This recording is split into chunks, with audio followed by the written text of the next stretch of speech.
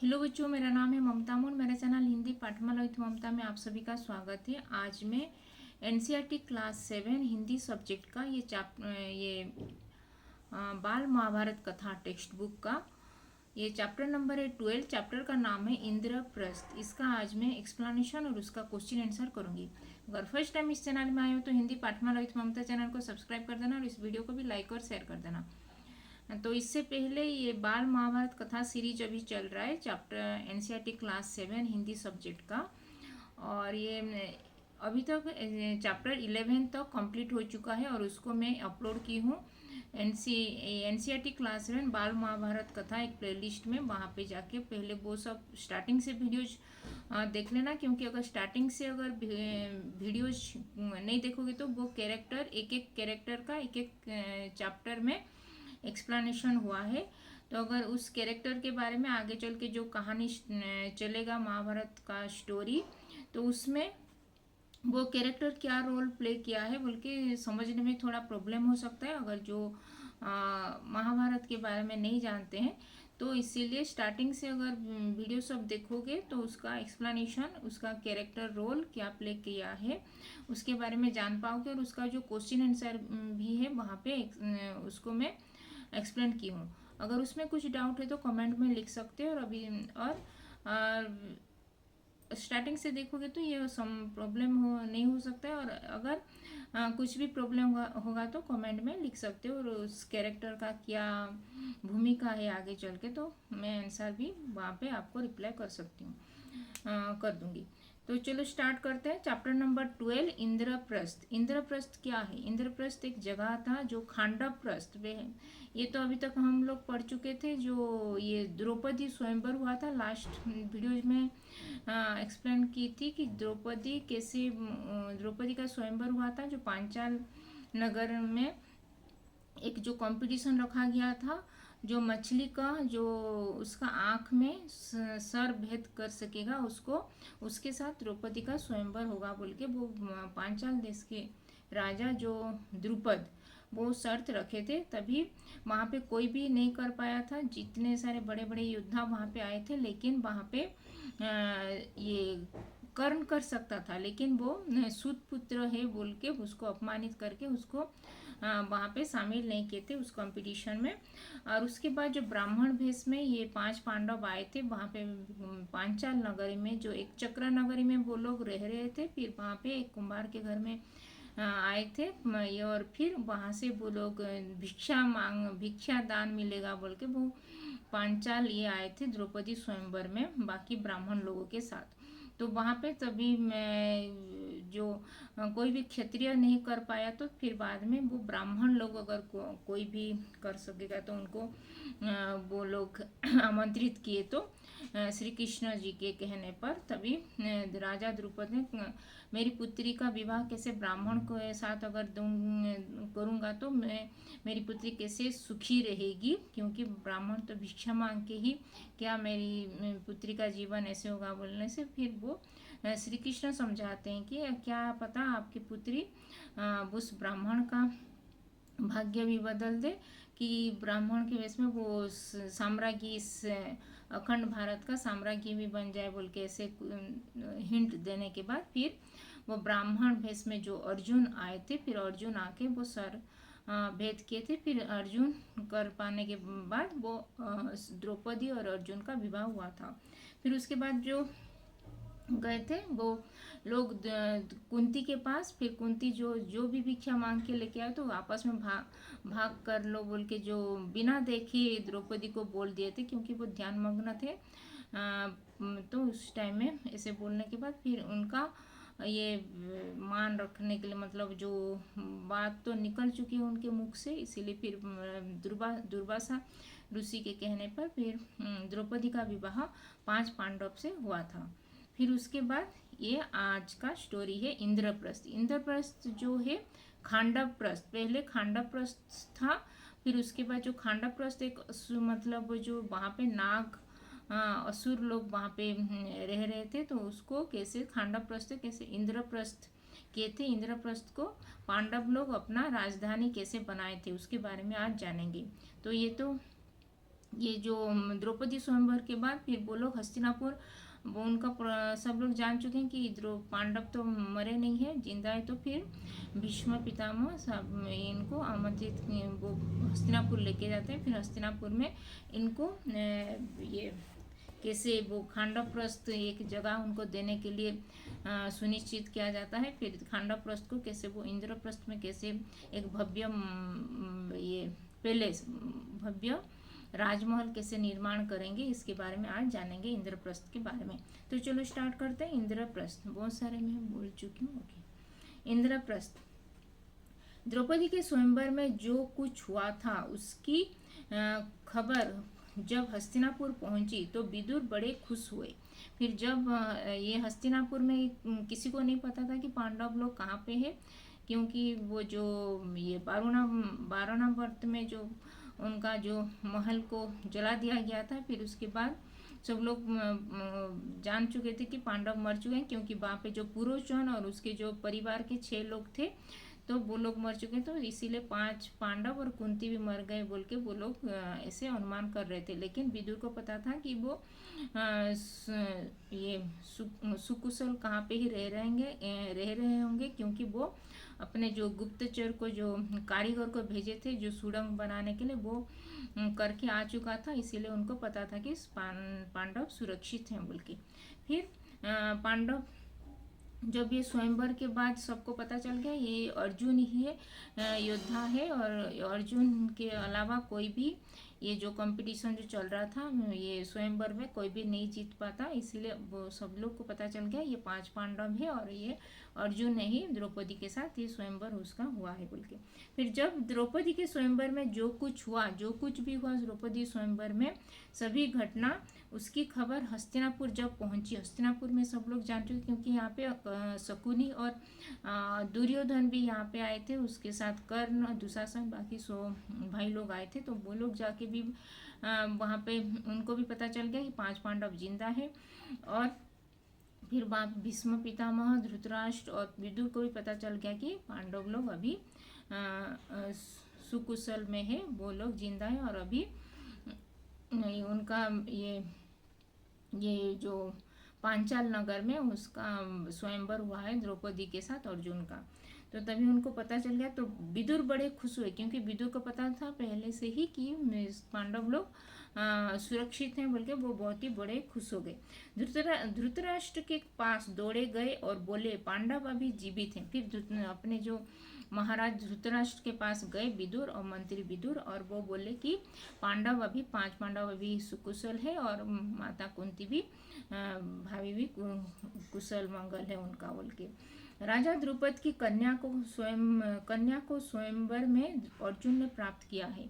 राजा द्रुपद की जो कन्या द्रौपदी का जो स्वयंवर हुआ था उसका ये अर्जुन ने उसको ये स्वयंवर में ये जीता, और अर्जुन के साथ द्रौपदी का विवाह हुआ है बोल के।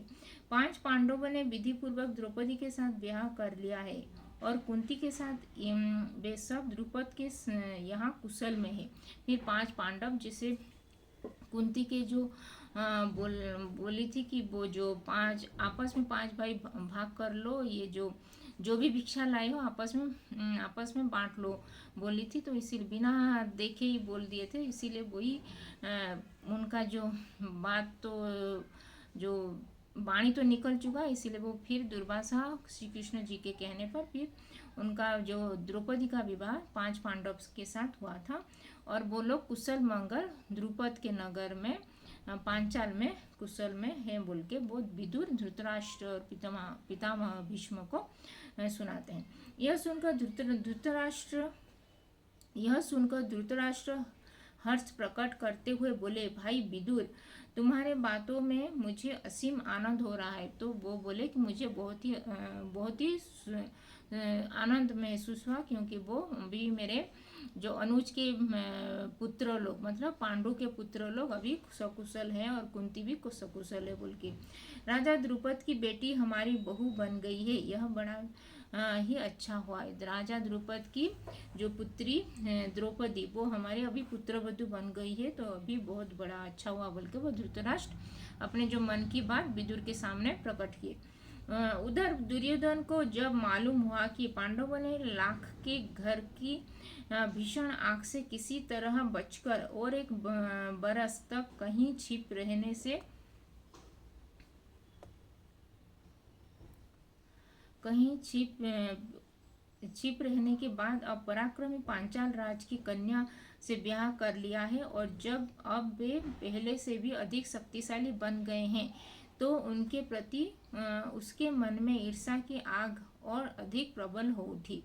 जब ये दुर्योधन को जब मालूम हुआ कि जो ये लोग बारोणावर्त में ये जो आग जलाए थे, ये जो उनको मारने के लिए जो बारोणावर्त का जो महल में लाख घर में, तो तभी उनका आग में भी उनका कुछ भी नुकसान नहीं हुआ और वो वहाँ से बच निकले। और वो लोग एक बरस तक एक चक्रा नगरी में वहाँ पे छिपके रह रहे थे और बहुत ही अभी पराक्रम हो चुके हैं, क्योंकि पांचाल नगर का राज कन्या के साथ उनका विवाह हो चुका है, तो उसका पांचाल भी अभी उनके सपोर्ट करेगा। तो इसी वजह से वो दुर्योधन बहुत ही ये मतलब बहुत ही ईर्ष्या और क्रोध उसको आ गया, उसको क्रोध और ईर्ष्या बहुत हो गया है। दबा हुआ बेर की आग जाग उठा। दबा हुआ जो अभी तक वो उसको क्रोध शांत नहीं हुआ था, क्योंकि एक साल हो चुका था, तो वो थोड़ा शांत हो गया था कि ये लोग मर चुके हैं, तो मेरे रास्ते का कांटा निकल गया है, अभी मैं हस्तिनापुर का राजा बन सकता हूँ बोल के उसको ज्ञात हो गया था। लेकिन अभी जो पता चला कि 5 पांडव अभी तक जिंदा हैं, तो तभी उसको मन में बहुत ही क्रोध आ गया है कि ये सब जान के। दुर्योधन और दुशासन ने शकुनी को अपना दुखड़ा सुनाया। फिर दुर्योधन और दुशासन अपने जो मामा शकुनी के पास गए और उनको अब ये सब दुखड़ा सुनाए, ये सब हुआ है बोल के। मामा अब क्या करें? फिर वो बोलते हैं कि मामा शकुनी अब हम क्या करेंगे बोल के। अब तो द्रुपद कुमार धृष्टद्युम्न और शिखंडी भी उनके साथी बन गए। अभी तो जो द्रुपद के पुत्र जो धृष्टद्युम्न, द्रौपदी की भाई भैया, जो वो धृष्टद्युम्न और उसकी जो बहन शिखंडी भी उसके साथी बने। शिखंडी वो जो अम्बा पहले जो अम्बा जो हुई थी उसका अभी शिखंडी वो बन चुके हैं, क्योंकि वो तपस्या करने गई और फिर उसको ये वरदान मिला कि वो शिखंडी मतलब ये फिर वो आगे चल के महाभारत जो युद्ध में ये भीष्म के सामने आएगी शिखंडी। जब भीष्म के सामने आएगी तो तभी भीष्म अपना शस्त्र छोड़ देंगे। और इसे उनको बोले थे कि जब भी एक लड़की अगर नारी अगर मेरे सामने आएगी तो वो मैं अपना शस्त्र छोड़ दूंगी। तभी वो शिखंडी आती है, तो फिर उनका फिर अर्जुन तीर मार के वो उनको शय्याशायी कर देते हैं। वो आगे चल के महाभारत युद्ध में होगा ये सब। तो वो शिखंडी वही द्रौपदी की बहन है शिखंडी, वो भी उनके साथ अभी वो भी उनके साथी अभी बन गए हैं बोल के। द्रुपद उसके पुत्र ये धृष्टद्युम्न और शिखंडी भी अभी पांडव लोगों के साथ में है, उनको सपोर्ट करेंगे। उसके बाद कर्ण और दुर्योधन धृतराष्ट्र के पास गए और एकांत में उनसे दुर्योधन ने कहा, अभी जब उसके बाद जो कर्ण और दुर्योधन कर्ण ये अंग देश के राजा कर्ण और दुर्योधन दोनों मित्र हैं। तो वो लोग धृतराष्ट्र मतलब ये पांडव ये दुर्योधन के पिता धृतराष्ट्र के हस्तिनापुर के महाराज धृतराष्ट्र के पास गए और वो एकांत में दुर्योधन ने कहा, पिताजी जल्दी ही हम ऐसा कोई उपाय करें जिससे हमें सदा के लिए निश्चिंत हो सके। जो ऐसे ही कुछ अगर हम ये पहले से उपाय कर दें तो जो हमारा फ्यूचर सिक्योर हो जाएगा, जैसे हम सदा के लिए निश्चिंत हो जाएं, जैसे ऐसे कुछ उपाय हमको करना पड़ेगा बोल के वो कहता है अपने पिता से धृतराष्ट्र से। फिर धृतराष्ट्र ने कहा, बेटा तुम बिल्कुल ठीक कहते हो, तुम बताओ अब क्या करना चाहिए। अभी तुम बताओ, तुम अभी हमको क्या करना चाहिए आगे। दुर्योधन ने कहा, तो फिर हमें ऐसा कोई उपाय करना चाहिए जिससे पांडव यहाँ आए ही नहीं। ऐसा कुछ उपाय करते हैं कि पांडव यहाँ पे हस्तिनापुर नहीं आएंगे बोल के। क्योंकि यदि वे इधर आए तो इधर राज्य हस्तिनापुर, तो ये राज्य पर भी हम अपना अधिकार जमाना चाहेंगे। फिर यदि यदि अगर वो लोग यहाँ पे आएंगे हस्तिनापुर, तो वो हस्तिनापुर भी उनको चाहिए बोल के वो हमसे ले सकते हैं, उनको अधिकार करेंगे बोल के वो बोलता है अपने धृतराष्ट्र से, अपने पिता से।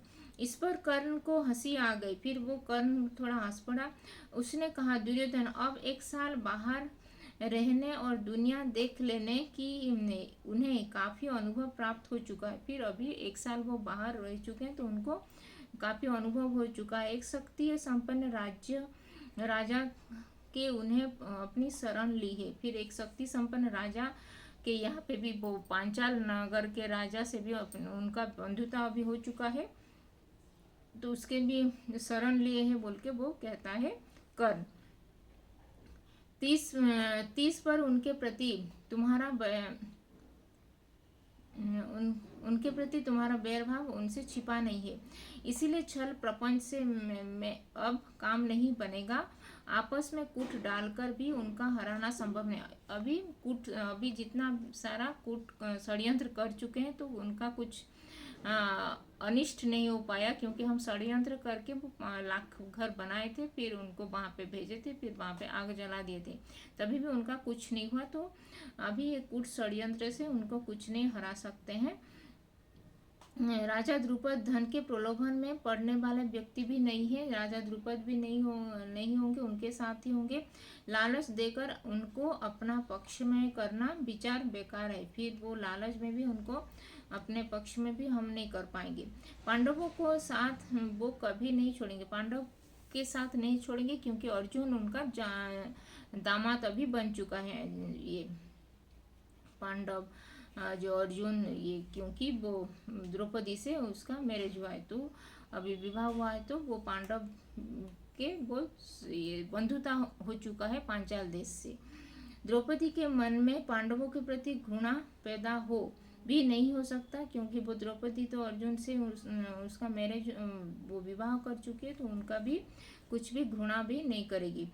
ऐसे विचार की ओर ध्यान देना भी ठीक नहीं है। ऐसे विचार भी हमारे मन में आना नहीं ठीक है, क्योंकि अभी कुछ भी षड्यंत्र करना बेकार है बोल के वो कहता है अपने मित्र दुर्योधन से। कौन? कर्ण। हमारे पास केवल एक ही उपाय रह गया है कि, और वह है कि पांडवों की ताकत बढ़ने से पहले उन पर हमला कर दिया जाए। अभी उनका अगर ताकत और बढ़ेगा, क्योंकि वो पांचाल उनका बंधुता हो चुका है उनके साथ, तो अभी उनका और अगर कुछ ताकत बढ़ने से पहले ही हम उनके साथ फाइट कर देंगे, अगर उनके साथ अगर ये हमला कर देंगे उनको, तो वही ठीक होगा बोल के कर्ण कहता है दुर्योधन से। कर्ण तथा अपने बेटों की परस्पर विरोध बातें सुनकर धृतराष्ट्र इस बार में कोई निर्णय नहीं ले सके। फिर वो लोग एक एक बात सुन रहे थे। वो कर्ण एक बात बोल रहा था, एक दुर्योधन दुशासन ऐसे बोलने से वो कुछ भी धृतराष्ट्र कुछ भी ये नतीजे में नहीं पहुंच पाए कि क्या उपाय करेंगे बोल के।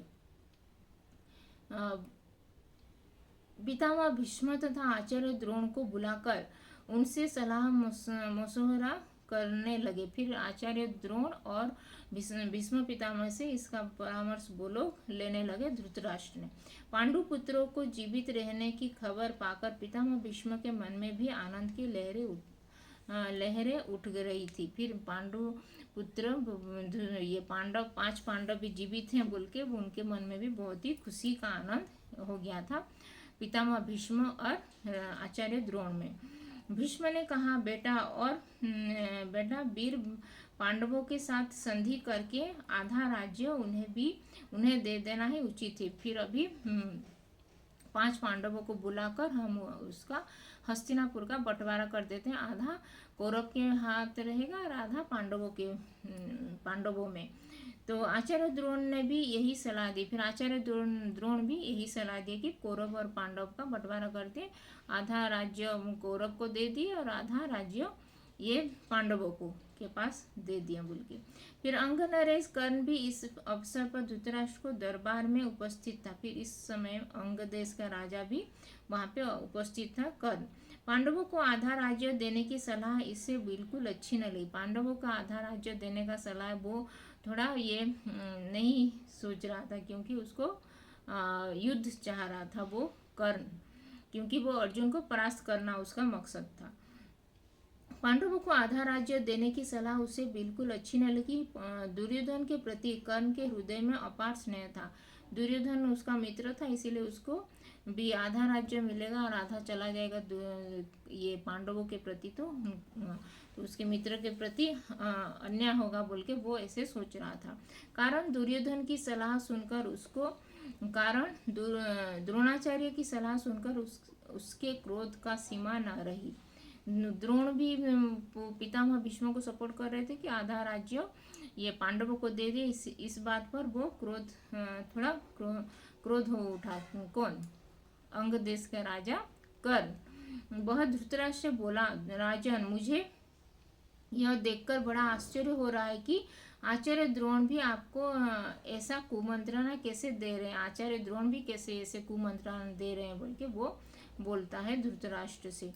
राजन, शासकों का कर्तव्य है कि मंत्रणा देने वाले की नियत को पहले परख ले, फिर उनकी मंत्रणा पर ध्यान दे। कर्ण की इन बातों से द्रोणाचार्य क्रोधित होकर गरज कर बोले, दुष्ट कर्ण, तुम राजा को गलत रास्ता क्यों बता रहे हो बोल के वो ये कर्ण को ये क्रोधित होकर बोलते हैं। कौन? आचार्य द्रोण। यह निश्चित है कि यदि राजा धृतराष्ट्र ने मेरी तथा पितामह भीष्म की सलाह न मानी और तुम जैसों की सलाह पर चले तो फिर कौरवों का नाश होने वाला है। फिर अगर पितामह भीष्म की सलाह नहीं मानी और मेरी आचार्य द्रोण जो सलाह दे रहे हैं कि आधा राज्य पांडवों को दे दिए और आधा कौरवों को दे दिए, तो अगर धृतराष्ट्र ने नहीं मानेंगे तो आगे चल के बहुत प्रॉब्लम होगा, क्योंकि युद्ध हो सकता है और उसी युद्ध में कौरवों का विनाश भी हो सकता है और हस्तिनापुर का विनाश संभव है बोल के वो कहते हैं धृतराष्ट्र से। कौन? आचार्य द्रोण ने। पितामह भीष्म की सलाह न मानी और तुम जैसों की सलाह पर अगर चलेंगे तो फिर कौरवों का नाश होने वाला है बोल के वो कहते हैं। इसके बाद धृतराष्ट्र ने धर्मात्मा विदुर से सलाह ली। फिर जो धर्मात्मा विदुर एक कूटनीतिक मतलब एक अच्छे मंत्री हैं, तो उनका भी सलाह मशवरा वो लेते हैं। कौन? महाराज धृतराष्ट्र ने।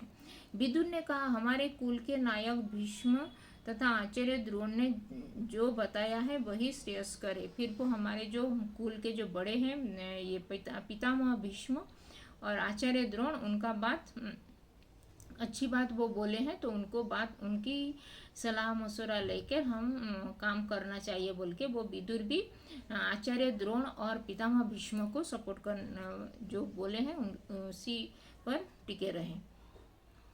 वो सेम वही चीज वो भी बोलते हैं कि आधा राज्य कौरव के पास चला जाए, आधा पांडव के पास, तो बराबरी दोनों में होगा तो ठीक होगा आगे चल के, नहीं तो कौरव लोगों का विनाश संभव ही है बोल के, भविष्य में उनका विनाश ही होगा बोल के वो कहते हैं। कौन? विदुर। कर्ण की सलाह किसी काम की नहीं है बोल के वो कहते हैं।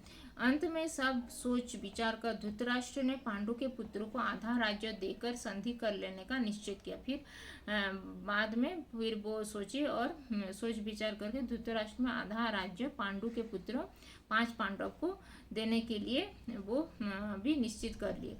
और पांडवों को द्रौपदी तथा कुंती सहित सादर लीवा लाने के लिए, मतलब सादर वेलकम करने के लिए वो द्रौपदी और कुंती को यहाँ पे हस्तिनापुर में, इसीलिए वो विदुर को पांचाल देश भेजे। विदुर को। विदुर पांचाल देश को रवाना हो गए। फिर पांचाल देश में पहुंचकर विदुर ने राजा द्रुपद को अमूल्य उपहार भेंट करके उनका सम्मान किया। फिर वो क्योंकि पांचाल देश की राजकुमारी ये द्रौपदी अभी उनका हस्तिनापुर का पुत्रवधू मतलब डॉटर इन लॉ बन चुकी है, तो इसीलिए वो कुछ बहुत ही मूल्यवान कुछ उपहार द्रौपदी के लिए, राजा द्रुपद के लिए वो लेकर गए और उनका आभार प्रकट किया कि और उनको सम्मान किए थे ये विदुर ने, ये राजा द्रुपद ये पांचाल देश में किया। और धृतराष्ट्र की तरफ से अनुरोध किया कि पांडवों को द्रौपदी सहित हस्तिनापुर जाने की अनुमति दे, और अनुरोध किए कि 5 पांडव माता कुंती और द्रौपदी को हस्तिनापुर के लिए आने के लिए उनका ये वेलकम करने के लिए महाराज धृतराष्ट्र ने उनको भेजे हैं बोल के वो कहते हैं राजा द्रुपद से। कौन? विदुर का अनुरोध सुनकर राजा द्रुपद के मन में शंका हो। फिर विदुर का ये बात सुनकर फिर द्रुपद के मन में थोड़ा शंका हो गया कि ये सब ये आगे क्या होगा बोल के। उनको धृतराष्ट्र पर विश्वास न था। उनको जो धृतराष्ट्र की बात पर, क्योंकि धृतराष्ट्र और उसके जो पुत्र जो दुर्योधन वो तो पांडवों के खिलाफ ही रहते हैं, तो इसीलिए वो उनके ऊपर विश्वास कभी नहीं था वो राजा द्रुपद का। सिर्फ इतना कह दिया कि पांडवों की जैसी इच्छा हो वो वैसे ही करेंगे। वो पांडव अगर जाना चाहते हैं तो वो अवश्य जाएंगे, वो उनका मर्जी है बोल के, उनकी मर्जी से वो लोग करेंगे जो भी काम बोल के वो विदुर को कह दिए। तब विदुर ने माता कुंती के पास पांडवों की जैसी इच्छा हो वो वही करना ठीक होगा बोल के वो कहते हैं राजा द्रुपद ने। तब विदुर ने माता कुंती के पास जाकर अपने आने के कारण उन्हें बताया। जो माता कुंती के पास विदुर गए और उनको आने का कारण कि ये धृतराष्ट्र ने उनको वेलकम करने के लिए, अपने जो पुत्र वधू को वेलकम करने के लिए यहाँ पे मुझे भेजे हैं बोल के वो कहते हैं, जो माता कुंती को सभी बातें। कुंती के मन में भी शंका हुई। फिर कुंती के मन में भी शंका हुआ कि धृतराष्ट्र में यहाँ पे कुछ दूसरा अगर उसका चाल है बोल के, क्योंकि वो बारोणावर्त में उनको देख चुके हैं कि कैसे उनको राजमहल को जला दिए गए थे, उनको मारने के लिए कोशिश किए थे। तो अभी उनके ऊपर थोड़ा सा भी उनका विश्वास नहीं हो रहा है, कि शंका हुई कि कहीं पुत्रों को फिर कोई आपत ना आ जाए, क्योंकि एक बार हो चुका है बारोणावर्त में, तो इसीलिए और भी हो सकता है बोल के उनके मन में थोड़ा शंका जाग उठता है माता कुंती के मन में धृतराष्ट्र के प्रति।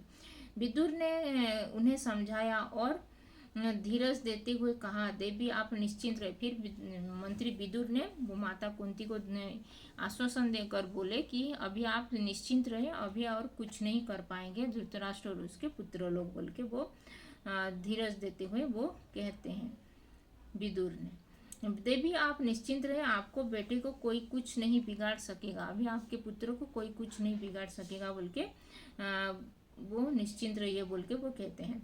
वे संसार में खूब यश कमाएंगे और विशाल राज्य की स्वामी बनेंगे। अभी वो आगे चल के वो बहुत ही शक्तिशाली ये विशाल राज्य निर्माण करेंगे और बहुत ही संसार में उनका नाम यश कमाएंगे बोल के वो कहते हैं। और आप सब बेखटके हस्तिनापुर चलिए, आप कुछ भी अपने मन में कुछ भी आशंका नहीं रख के आप बेफिक्र होके हस्तिनापुर चलिए बोल के वो कहते हैं। आखिर द्रुपद राजा ने भी अनुमति दे दी और विदुर के साथ कुंती और द्रौपदी समेत 5 पांडव हस्तिनापुर रवाना हो गए। 5 पांडव और माता कुंती द्रौपदी सभी हस्तिनापुर के लिए रवाना हो गए पांचाल देश से। उधर हस्तिनापुर में पांडवों को स्वागत की बड़ी धूमधाम से तैयारियां होने लगी। फिर हस्तिनापुर में भी पांडव लोग और उनके जो पुत्रवधू आ रहे हैं बोल के, फर्स्ट टाइम पुत्रवधू आ रहे हैं, तो हस्तिनापुर में बहुत सारे वेलकम करने के लिए पांडवों को, इसीलिए उनको बहुत ही सजावट धूमधाम से हो रहा था हस्तिनापुर में। जैसे कि मैं पहले ही निश्चित हो चुका था, युधिष्ठिर का यथावधि राज्याभिषेक हुआ और अपना आधा राज्य पांडवों को अधीन किया गया। फिर आधा राज्य पांडवों को दे दिए। राज्याभिषेक इसके उपरांत युधिष्ठिर को आशीर्वाद देते हुए धृतराष्ट्र ने कहा, फिर ये धृतराष्ट्र का भी राज्याभिषेक हो गया युवराज के पद पे। और फिर धृतराष्ट्र ने आशीर्वाद देते हुए कहा, बेटा युधिष्ठिर, मेरे मन में अपने बेटे बड़े दुरात्मा है। मेरे अपने बेटे बहुत ही दुरात्मा मतलब बहुत ही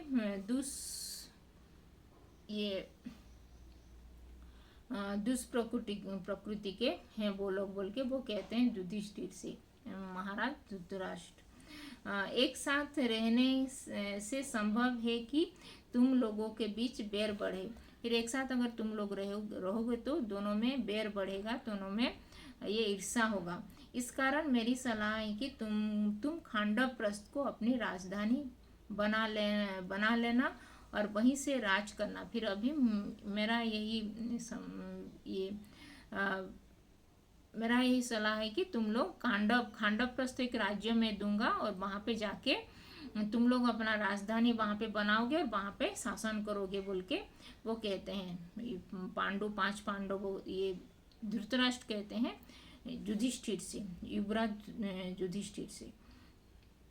जो पुरु नहुस एवं यजाति जैसे हमारे प्रतापी पूर्वजों की राजधानी रही है। जो पहले खांडव प्रस्थ एक हमारे जजाति जैसे पूर्वजों का राजधानी वो पहले था, बोल के हमारे वंश की पुरानी राजधानी खांडव प्रस्थ को फिर से बसाने का यश और श्रेय तुम्हें को ही प्राप्त हो, बोल के वो कहते हैं। खांडव प्रस्थ को अभी फिर से एक नया नगर में बसाने के लिए और तुम लोग अपना यश कीर्ति वहाँ पे स्थापित करने के लिए ये तुम्हारे लिए एक अच्छा अवसर है, बोल के वो कहते हैं। धृतराष्ट्र ने ये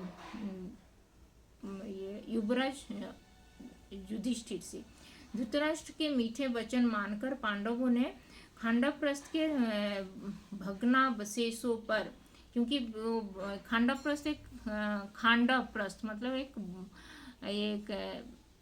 मतलब उसका जो कुछ भी अवशेष मतलब वो एक खांडव प्रस्थ में उसका कुछ भी अच्छा ये नहीं था पहले। वो ये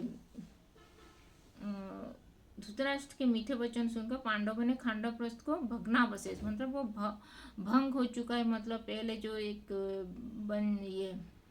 उसको जो ये महल पहले था उसको पूरा अभी उसमें कुछ भी फसल भी उग नहीं सकता, ऐसे कुछ एक आसुरिक वहाँ पे हो मतलब उस वो वास्तु के दृष्टि से भी वो प्लेस जो जगह है वो बहुत ही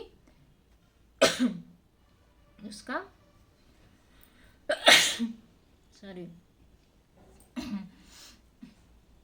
वहाँ पे कुछ भी फसल उगाने से कोई भी नहीं रहता है, वहाँ पे पूरा बंजर है वो भूमि। तो अभी से इसीलिए वो लोग दिए हैं धृतराष्ट्र और ये उसके जो दुर्योधन ये लोग ऐसे वो लोग ऐसे जान के ही वो लोग ऐसे एक राज्य को दिए हैं जो वहाँ पे कुछ भी उगा नहीं सकते, कुछ भी नगर बसा नहीं सकते, ऐसे बंजर जमीन है वो जैसे, इसीलिए वो लोग दिए हैं ऐसे। वो उनको पता है कि ये वहाँ पे जाके कुछ नहीं कर पाएंगे बोल के ऐसे दिए थे, लेकिन आगे चल के वो लोग एक अच्छा सा गृह निर्माण वहाँ पे एक महल बसा देंगे, उसका नाम करेंगे इंद्रप्रस्थ। अभी भग्नावशेष पर जैसे उसे जो कि उस समय तक निर्जन वन बन चुका था, अभी निर्जन वन वहाँ पे एक जंगल बन चुका है जहाँ पे असुरिक प्रकृति के लोग रहते हैं, वहाँ पे नाग दैत्य लोग वहाँ पे रहते हैं। निर्जन वन बन चुका था, निपुण शिल्पकारों से एक नगर वहाँ पे अभी वहाँ पे जाके वो ये 5 पांडव ये द्रौपदी के साथ वहाँ पे जाके वहाँ पे एक नगर निर्माण के लिए वहाँ पे एक यज्ञ किए और वहाँ पे एक भव्य सा नगर निर्माण किए थे विश्वकर्मा के बुलावे पर। फिर वहाँ पे उस नगर का नाम दिए थे इंद्रप्रस्थ, खांडव प्रस्थ इंद्रप्रस्थ हो गया। शिल्पकारों से एक नगर एक निपुण शिल्पकार जो विश्वकर्मा जी से ही इस नगर का निर्माण किए थे। सुंदर भवनों अमेध दुर्गों तथा आदि से सुशोभित उस नगर का नाम इंद्रप्रस्थ रखा गया। इंद्रप्रस्थ की शान एवं सुंदरता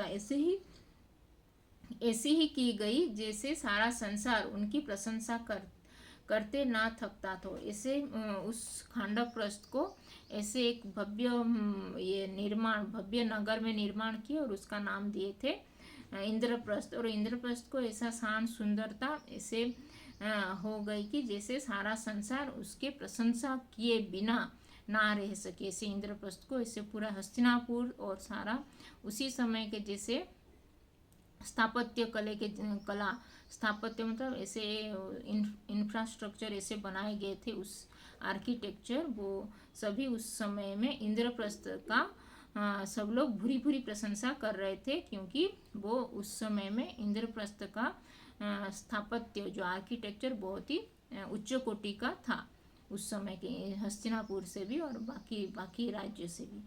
इसीलिए सब लोग इंद्रप्रस्थ की शान एवं सुंदरता ऐसी हो गई थी कि सारा संसार उसकी प्रशंसा करते